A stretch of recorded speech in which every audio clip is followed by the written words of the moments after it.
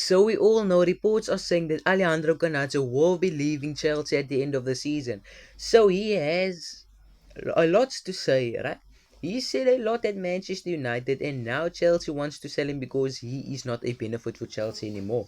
Chelsea want to send him out on a loan, and they want to sell him permanently. They do not want Alejandro Garnacho. So why did he decide to leave Manchester United and go to Chelsea? Chelsea at least 140 million euros for Alejandro Garnacho, and he will be leaving Chelsea at the end of the season because he is not a benefit for Chelsea. And we all know there's a lot of players at Chelsea, talented players. That's why he is not starting anymore. He's playing off the bench. If he doesn't get sold in the next season, he will not play for Chelsea anymore because he is not a benefit for Chelsea at the moment. This is the right exit. I feel it's right because why did he decide to leave Manchester United?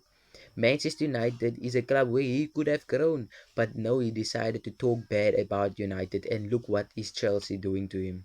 What goes around comes around, my brah.